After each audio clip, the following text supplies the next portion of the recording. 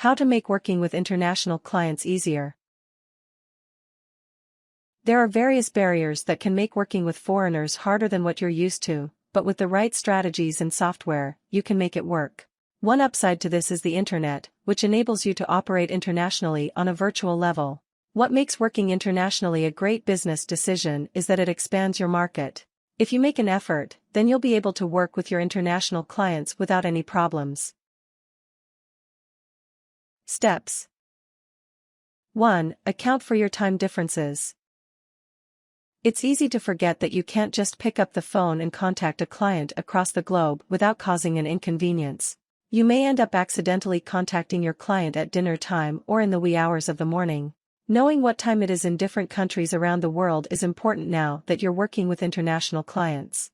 To help you with keeping track of the different times, you can download a world clock on your smartphone, PC, and tablet. There are also smartwatches that offer such features.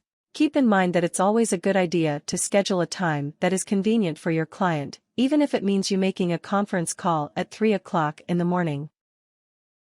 2. Make a convenient plan ahead of time. Don't wait until services have been rendered to fret about how you'll be paid. When you get your first couple of international clients, you'll be eager to please and to make a great first impression. But rather than allowing the moment to blindside your business way of thinking, it's imperative that you discuss money. You may find that some or even all of your international clients won't have a US bank account, which means that you will need an alternative to accept payments. For instance, you can use wire transfers or online terminals like PayPal. Make sure to adjust your prices according to the fees that these financial services render. Currency conversion fees can also put a damper on your income. To help with this, you should set up a foreign currency balance for your bank account. 3. Make sure you correctly interpret your clients' words.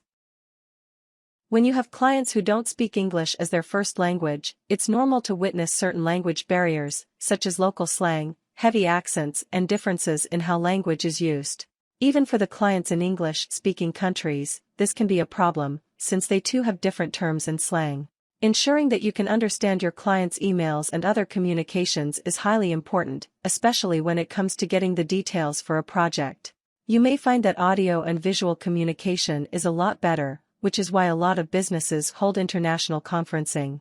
During your communications, always ask for clarification to ensure that you truly comprehend what is being asked of you. 4. Steer clear of legal problems. The contract you initially draw up may be your typical standard business contract, but it may not be enforceable in international deals. This is when a great lawyer can be useful. Have your attorney look into creating a contract that will be legally binding for your international clients. Refrain from signing anything until you go over it with your legal consultant. 5. Research your client's culture. Once you learn where your client lives, you should do a bit of research to see what his or her culture is like. Find out the local etiquette and customs, so that you won't do anything to potentially offend your new customer. For instance, you may learn that some cultures find it rude to talk about money right away. Therefore, you'll need to come up with a way to input your estimate of a project without coming off as disrespectful.